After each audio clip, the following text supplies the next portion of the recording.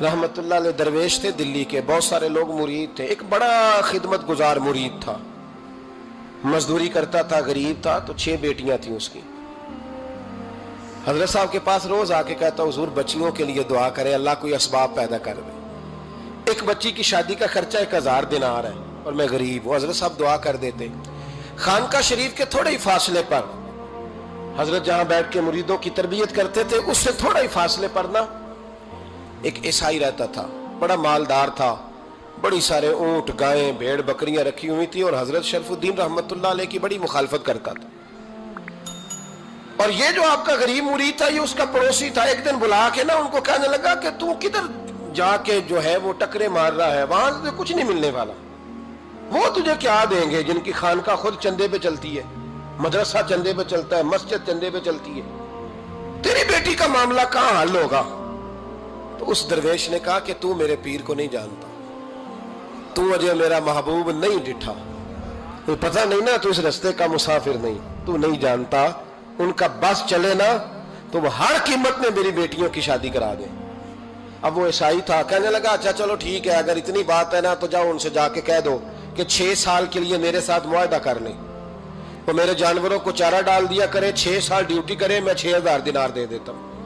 वो मेरे साथ 6 साल मेरे जानवरों को चारा डाले, रखते हैं ना आप चारा डालने के लिए एडवांस पैसे दे के। अब तो लोग उन्हें भी गुलाम ही बना लेते हैं, बड़ी थोड़ी तनख्वाह देते हैं, जुल्म करते हैं, पूरा मुआवजा नहीं देते। हजरत शेख शरफुद्दीन के बारे में वो कहने लगा, जब अपने पीर से जाके कह के मेरे जानवरों को 6 साल चारा डाले, मैं 6000 दे देता हूं, तू जो कहता है हर कीमत पे जाने को तैयार है। उसने जब ये बात की तो मुरीद ने नाराज हो गया, वो लड़ाई हो गई, गिरबान पकड़ लिया, झगड़ा हुआ, बात बड़ी दूर गई। इस तरह की बात करता मेरे हजरत के बारे में, तेरे जैसे कई मैं वहां काम पे रखा दूं। जब वो बड़ी बहस हुई, बात मोहल्ले में, इलाके में फैल गई, दुनिया ने सुन ली, तो शेख शरफुद्दीन तक भी पहुंच गई। इस तरह झगड़ा हुआ है। लोग सो गए इशा की नमाज के बाद। हजरत साहब ने ना सर पे कपड़ा लिया, उस ईसाई के दरवाजे पे दस्तक दी। वो बाहर आया, फरमाने लगे लोग तो सोच समझ के मुलाजम रखते हैं, तूने भी तो सोच ही लिया होगा, तभी तो मुझे ऑफर की है। तू अपनी ऑफर पे कायम है? वाकई मुझे रख लेगा और 6000 दिनार दे देगा? कहने लगा जा बाबा काम कर अपना। फरमाया नहीं, तूने इतने लोगों में बात की, इतनी बहस हुई, तो कायम है? कहने लगा मैं तो कायम हूं, पर आपने नहीं कायम रहना।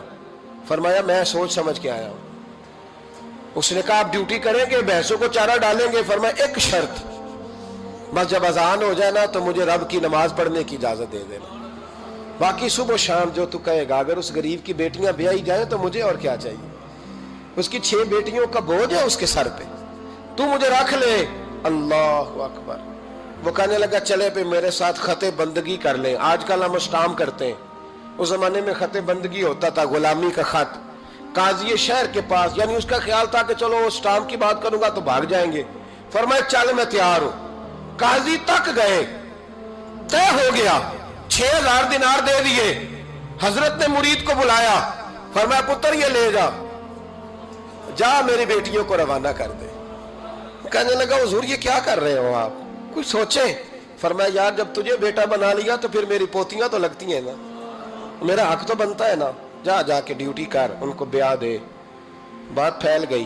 बादशाह भी अकीदतमंद था, वो 12000 दिनार लेके पहुंचा।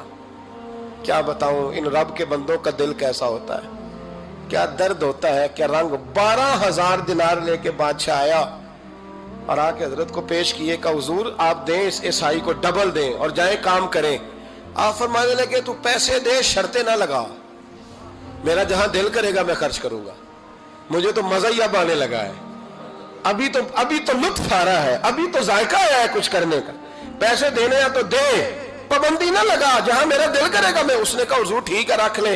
हजरत ने फजर मस्जिद में पढ़ी, जेब में 12000 दिनार थे, ऐलान फरमाया भी किसी और की बेटी भी बैठी है तो पैसे मेरे पास है। वो 12000 दिनार भी बांट दिया और 12000 दिनार बांट के ना तो फिर चले गए खेत में चारा काटने। उस ईसाई को किसी ने बतलाया कि उनके पास तो 12000 आया है, पर तुझसे जान नहीं छुड़ाई उन्होंने। वादा ये हुआ था कि 6 देंगे तो जाएंगे, जब तक देंगे नहीं तेरे घर में काम करेंगे।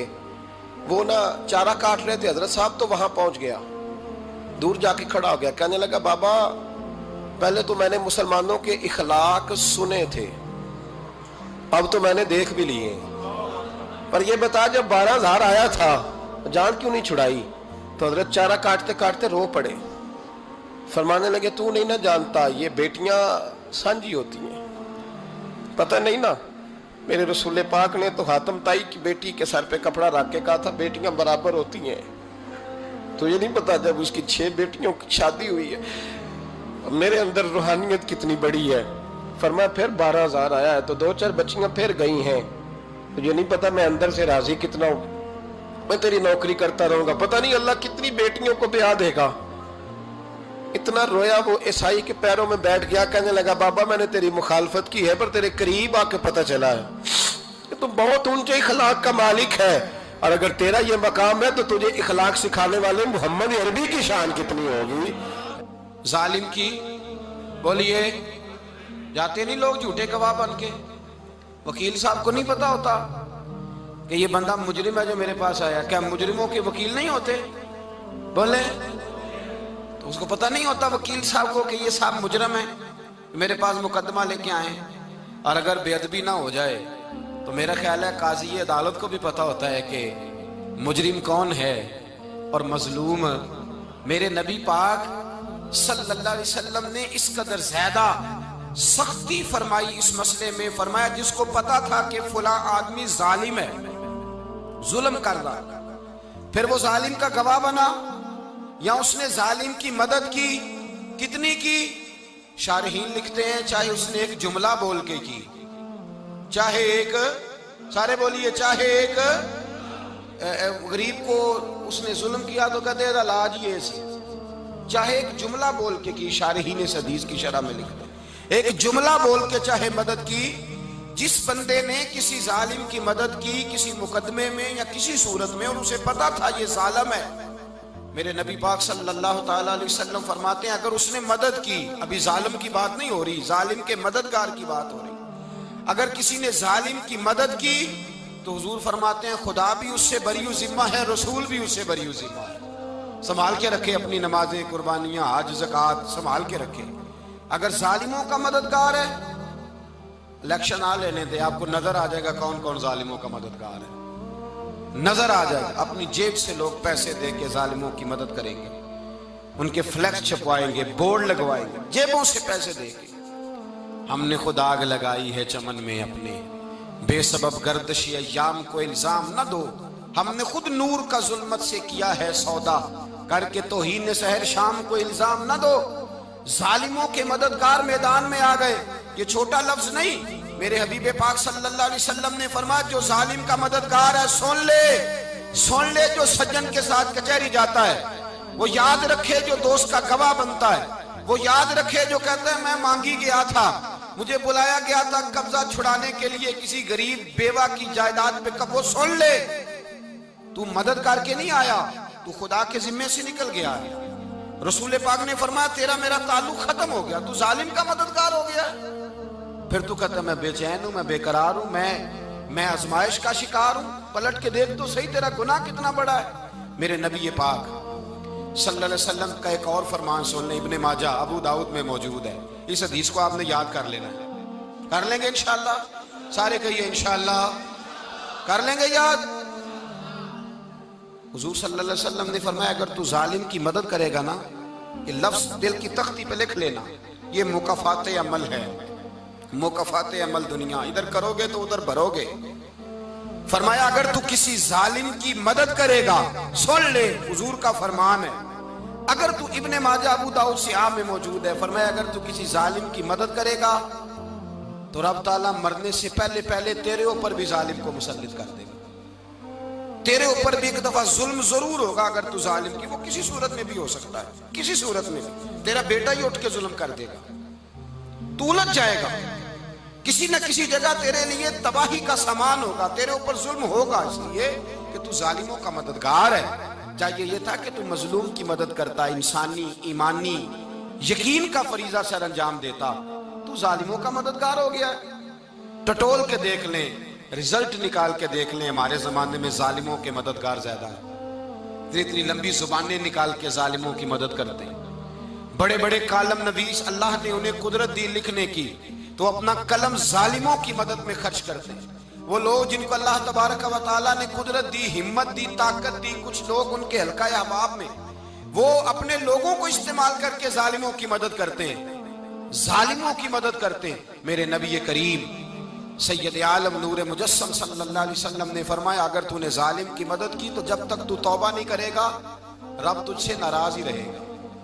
اللہ تجھ سے، او بھائی جس سے رب بھی ناراض ہو گیا، نہ کھانا نہ پینا نہ سونا نہ جاگنا نہ نیند، پھر تیری ہر چیز تیرے لیے آزمائش ہو جائے گی، پھر تیرا سایہ بھی تیرے لیے خوف کا سامان بنے گا، پھر زندگی جیتی جاگتی لاش بن جائے گی، تو اپنے کندھوں پر اپنی میت اٹھائے پھرے گا جب تو ظالم کا مددگار ہوگا۔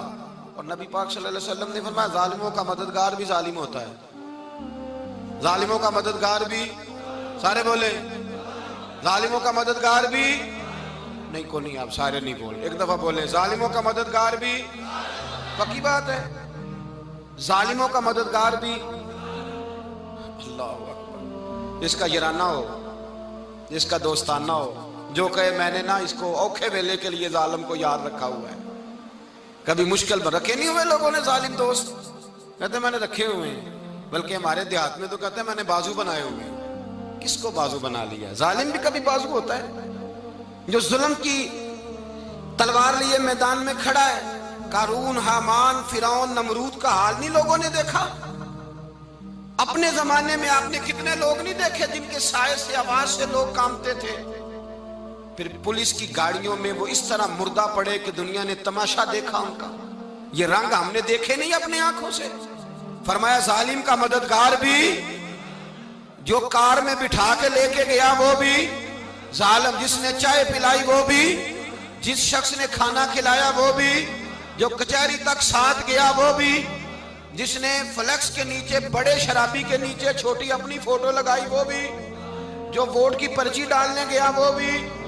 کہہ دینا باہر نکل کے کہ حضرت صاحب نے سیاسی تقریر کی ہے، کہہ دینا، پر بات تو سچی ہے نا۔ خو کرے ہم تو سے تھوڑا سا گلا بھی سن لے، خو کرے ہم تو سے تھوڑا سا بھی گلا۔ امام مالک کے پاس ایک بندہ آیا، اس نے کہا حضور میں درزی ہوں، ایک ظالم بادشاہ مجھ سے کپڑے سلواتا ہے، میں تو ظالموں کا مددگار نہیں نا۔ ایک ظالم بادشاہ مجھ سے، حضور میں تو مددگار نہیں نا ظالموں کا، جو فرمایا ظالموں کا مددگار بھی ظالم ہوتا ہے، تو کپڑے لے کے آتا ہے میں سی کے دے دیتا ہوں، ذمہ داری نہیں۔ یہ ایک آدمی دکاندار ہے، اس سے کوئی بندہ چیز خریدنے آئے گا تو تھوڑی کہے گا میں نے نہیں دینی، تو دے گا۔ کوئی بندہ اگر کسی شخص سے کوئی کام کہتا ہے جو اس کی فیلڈ ہے، اس کا شعبہ ہے، اس کا معاش کا وہ سلسلہ ہے، کہتے ہیں یا رسول اللہ صلی اللہ علیہ وسلم ظالموں کا مددگار بھی ظالم، حضور نے فرما دیا۔ تو امام مالک سے بندے نے مسئلہ پوچھا، دل کی تختی پہ لکھنے والی باتیں ہیں، کہا حضور میں درزی ہوں، ظالم کپڑے سلواتے ہیں، میں تو مددگار نہیں نا۔ امام صاحب کہنے لگے نہیں، مددگار تو وہ ہوگا جو تجھے سوئی دھاگا فراہم کرے گا، تو تو پورے کپڑے سی کے دیتا ہے، تو خود بہت بڑا ظالم ہے، تو پورے سوٹ سی کے دیتا ہے، تو بہت بڑا ظالم خود ہے۔ مددگار تو وہ ہوگا جو تجھے دھاگا دے گا، جو تجھے بٹن دے گا، جو تجھے نلکی دے گا۔ جو ظالم سے اتنی نفرت، ظلم کر کے بندہ آئے، یہاں تو ہمارے زمانے میں ہیرو بن جاتے ہیں لوگ، ظالم ہیرو ہے، لوگ اس سے ڈرتے پھرتے ہیں، گھومتے پھرتے ہیں، اور بہت سارے کم مزاج لوگ اس کے پیچھے ہاتھ باندھ کے پھرتے ہیں۔ ظالموں کی مدد کرنا، ظالموں کے ساتھ رہنا، یہ ظلم ہے، ظلم، یہ زیادتی ہے۔ میرے نبی پاک صلی اللہ تعالی علیہ وآلہ وسلم نے ارشاد فرمایا، یاد رکھو رب فرماتا ہے میں مظلوم کی مدد ضرور کروں گا، چاہے جلدی کروں چاہے دیر سے کروں، میں مظلوم کی مدد۔ اور حضور صلی اللہ علیہ وسلم نے فرمایا ہے، حضرت معاذ بن جبل کہتے ہیں حضور نے مجھے یمن کا گورنر بنایا، جب میں جانے لگا نا تو حضور نے بڑی نصیحتیں کی، بخاری میں موجود ہے، فرماتے ہیں جب میں پلٹنے لگا تو میرے رسول نے فرمایا معاذ ایک منٹ ٹھہر جا، ایک بات میری یاد رکھنا، اس کو نہ بھولنا۔ کہا حضور کیا؟ فرمایا دیکھنا کسی پہ ظلم نہ کر بیٹھنا، کہیں تجھ سے زیادتی نہ ہو جائے۔ محبوبہ پھر حضور نے فرمایا سن میرے معاذ، میں تجھے گورنر بنا رہا ہوں، زیادتی نہ کر بیٹھنا۔ یا رسول اللہ صلی اللہ علیہ وسلم کیا ہوتا ہے؟ تو میرے کریم نے فرمایا جب مظلوم دعا کے لیے ہاتھ اٹھاتا ہے تو عرش کا مالک کہتا ہے فرشتوں پیچھے ہٹ جاؤ، عرش کا مالک کہتا ہے فرشتوں پیچھے ہٹ جاؤ، دروازے کھول دو، فرمایا مظلوم اور رب کے درمیان شے حائل کوئی نہیں ہوتی. اور اگر آپ نے ابھی تک ہمارا چینل سبسکرائب نہیں کیا تو فوراً سبسکرائب کیجئے، ساتھ ہی بیل آئیکن پر کلک کریں تاکہ مزید آنے والی ویڈیو ہیں وہ آپ کو وقت پر ملتی رہیں. اللہ حافظ.